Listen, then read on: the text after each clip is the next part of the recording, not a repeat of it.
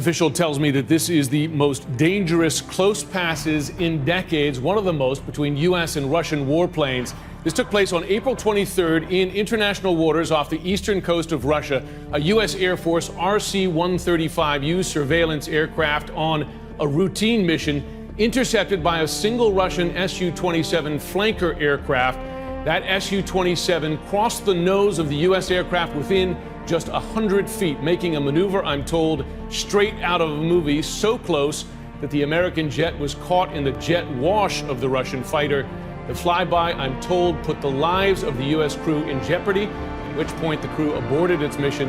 The U.S. then raised the case at the highest levels with General Dempsey, the chairman of the Joint Chiefs of Staff, discussing it with his counterpart, the Russian Chief of Defense. Since then, Wolf, I'm told that an incident like this has not happened again. Was this incident directly related to the crisis in Ukraine? Has there been an uptick in these kinds of close encounters between U.S. and Russian military aircraft? Well, they've certainly been keeping their eyes open for this. This took place at the height of the crisis, just after Russian troops annexed Ukraine, and with tens of thousands of Russian forces massed on the border with Ukraine, and came a little more than a week after another Russian jet buzzed the destroyer, the USS Donald Cook, in the Black Sea off Crimea.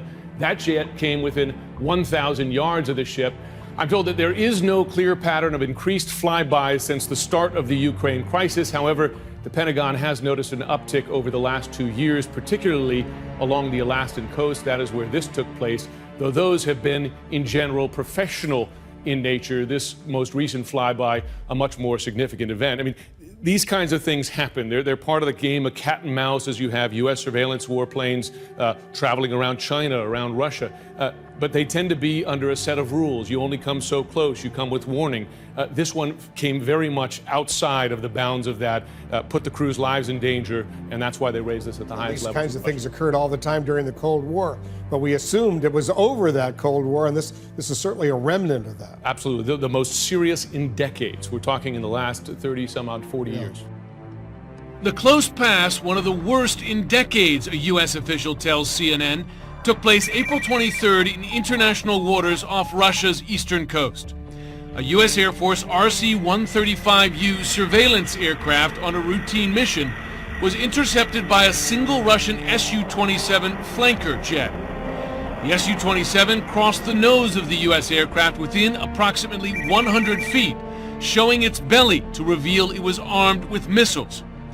A maneuver straight out of a movie, said the official, so close that the U.S. jet was caught in the jet wash of the Russian fighter. The U.S. official said the flyby put the lives of the U.S. crew in jeopardy, at which point the crew aborted its mission. The incident came just 9 days after another Russian jet buzzed the destroyer, the USS Donald Cook, in the Black Sea. That jet came within 1,000 yards of the ship, just 500 feet above the sea. The U.S. raised the near miss at the highest levels. Chairman of the Joint Chiefs, General Martin Dempsey, communicating with his counterpart, the Russian Chief of Defense. Since then, CNN is told such close passes have not happened again.